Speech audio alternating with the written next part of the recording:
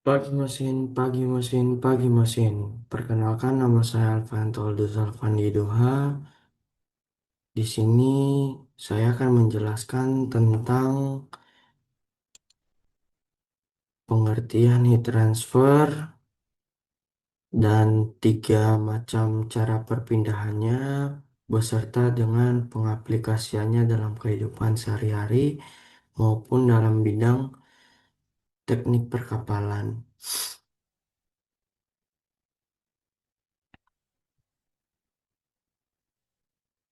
Eh, Untuk pembahasan malam pembahasan di video kali ini ada tiga pokok bahasan yaitu pengertian heat transfer, ada konduksi, konveksi sama radiasi, dan aplikasi heat transfer. Namun sebelum itu saya akan mengajak teman-teman untuk eh, bisa membayangkan heat transfer itu terlebih dahulu. Dari gambar ini kita bisa melihat bahwa dari pemanasan air ini sumber kalornya itu berasal dari tungku api atau kompor ini. Terus untuk konduksinya itu berada di genggaman si si panci ini yang dimana itu terbuat dari logam dan jika dipanaskan akan mengalami perambatan kalor. Dan untuk konveksinya sendiri itu bisa kita lihat di penguapan air, penguapan atau pengembunan air ini. Sedangkan untuk radiasi, saat kita mengangkat sedikit panci dan si kompor ini masih bisa memberikan panas atau memindahkan kalor ke panci ini tanpa bersentuhan secara langsung.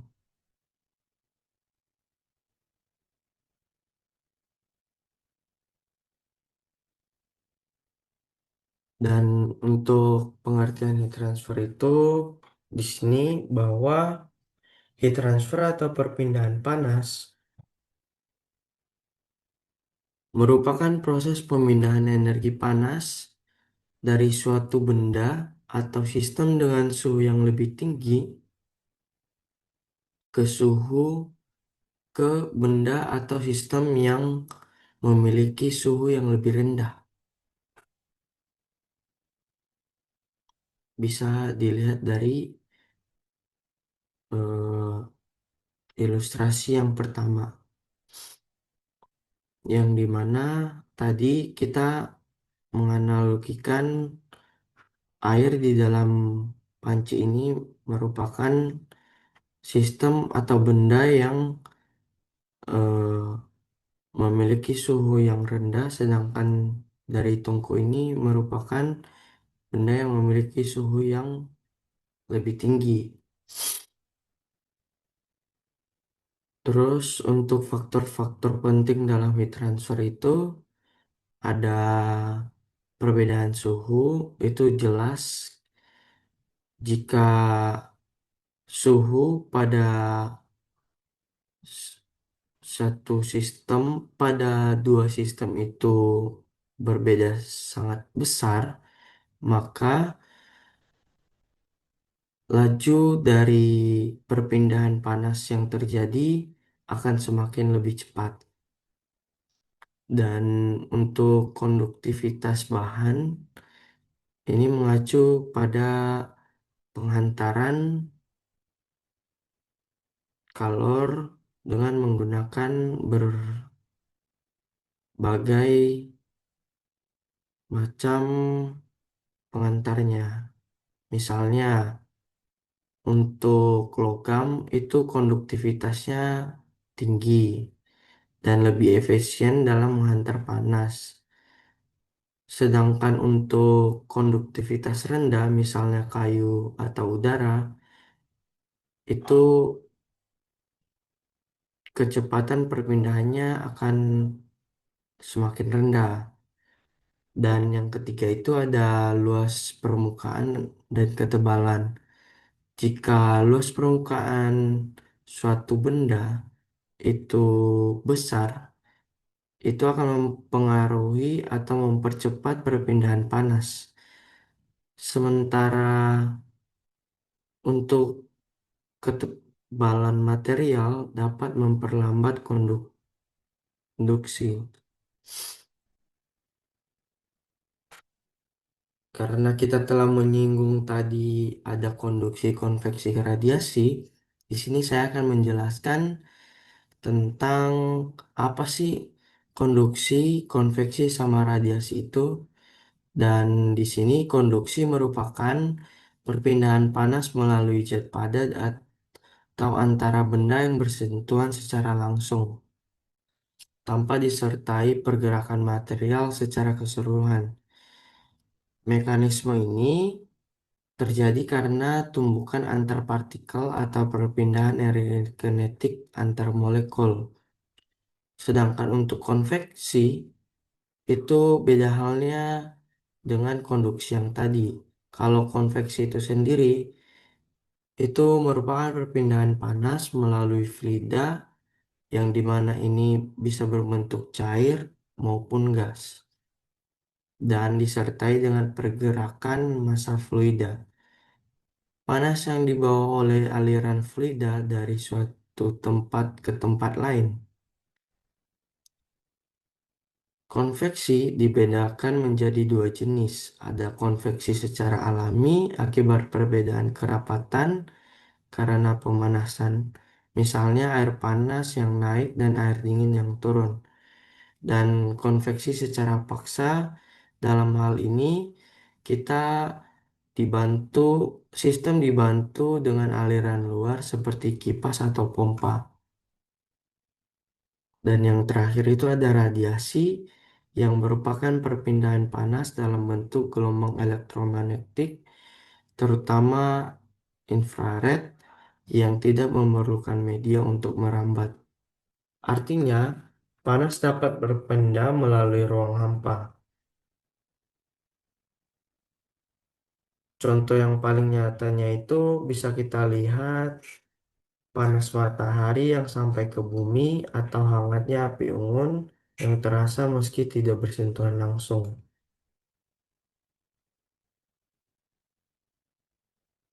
Untuk sub pokok pembahasan berikutnya itu aplikasi transfer.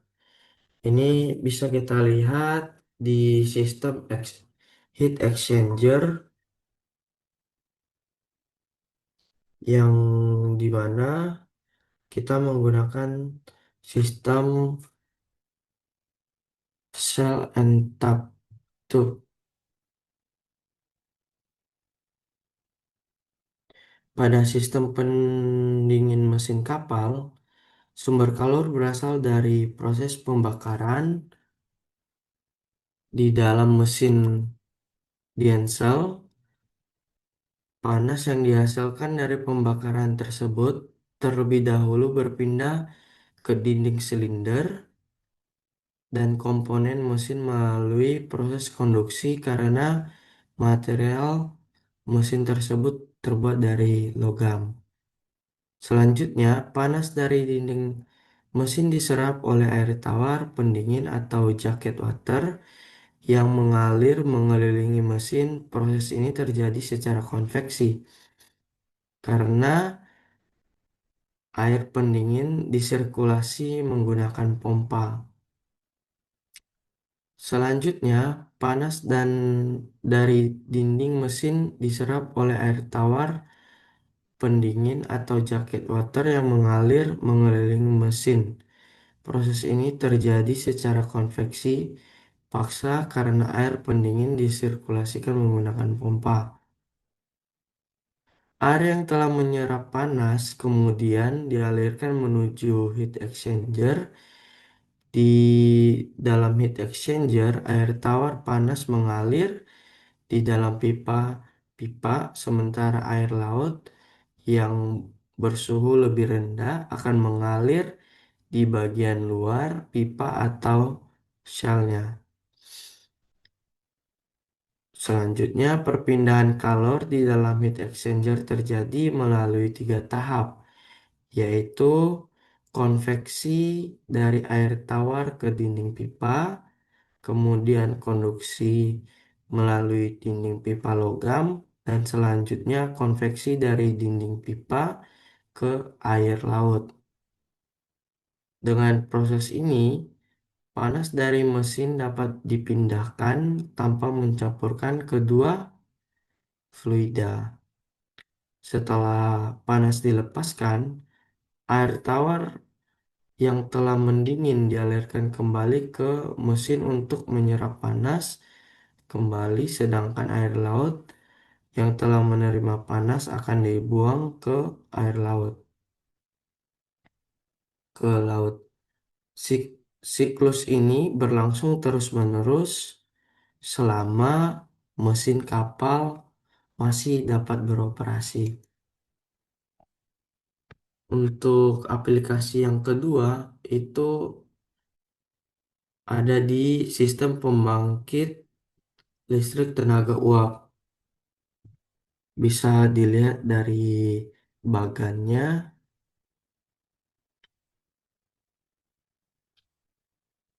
Pada sistem pembangkit listrik tenaga uap, sumber kalor berasal dari proses pembakaran bahan bakar di dalam boiler.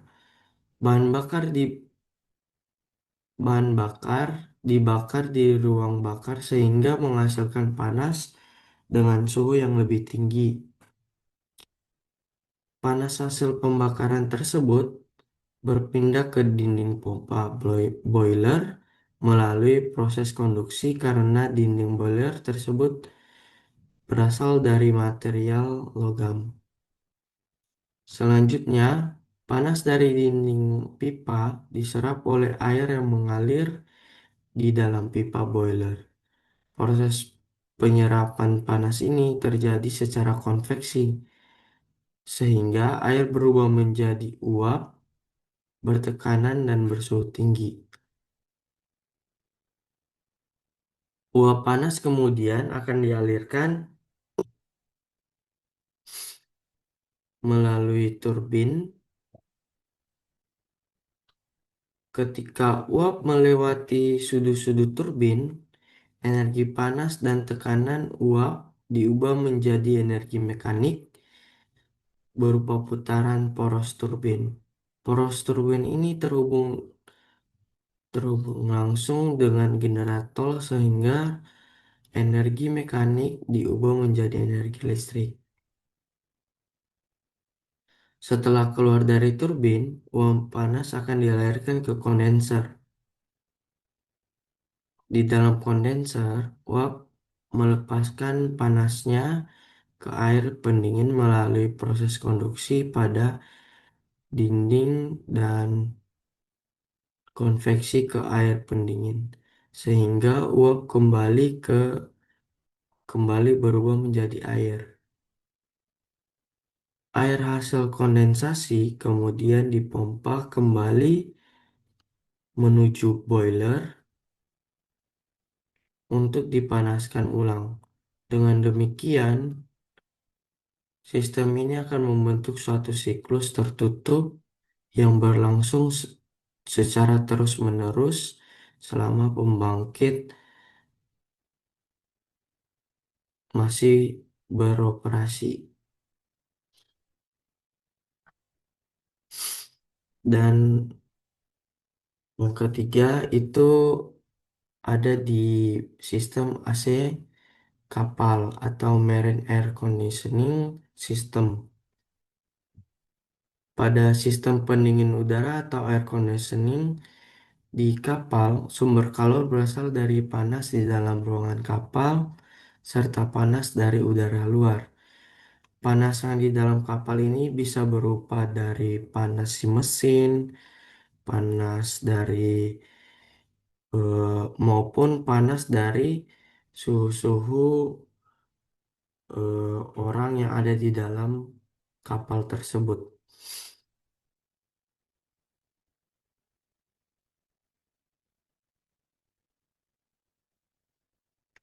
yang nantinya akan diserap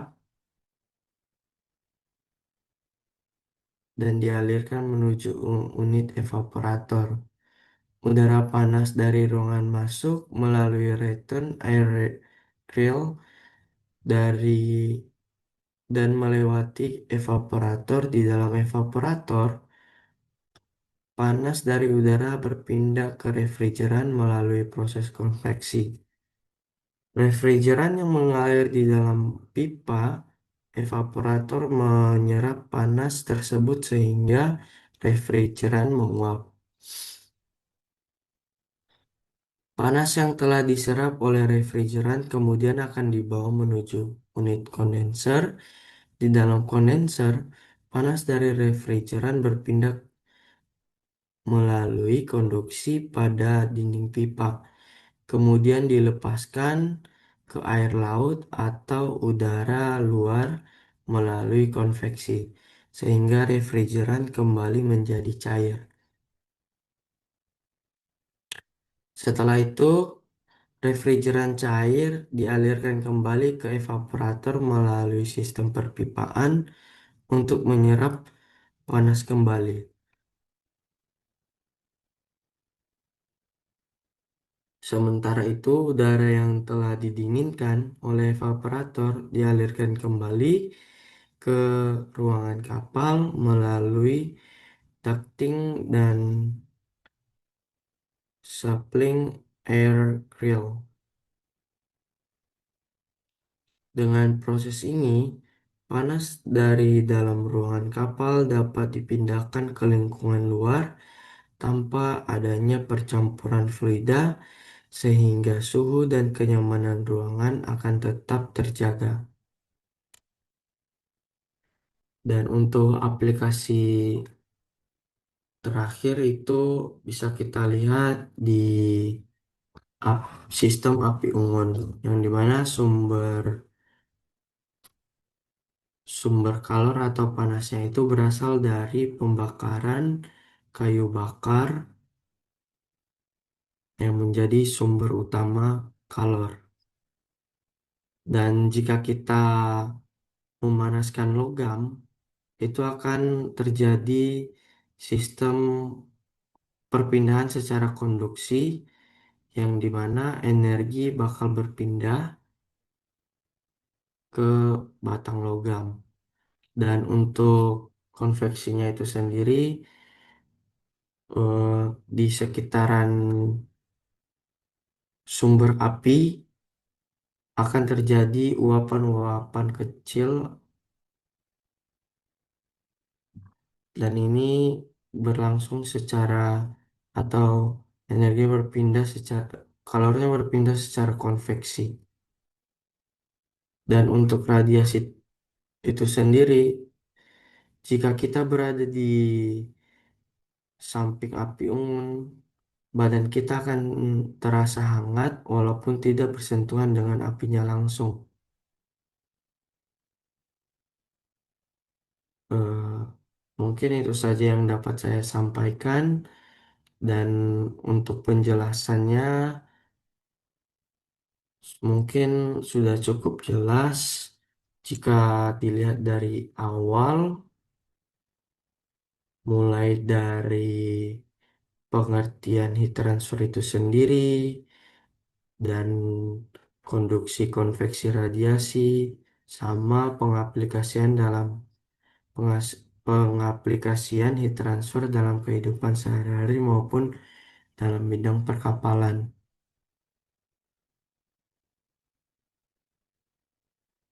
Jadi intinya,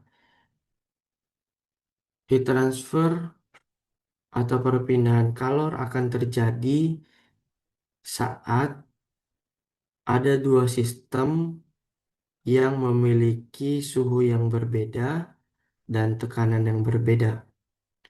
Semakin jauh, semakin jauh atau semakin beda suhu kedua sistem tersebut, maka semakin cepat terjadinya heat transfer.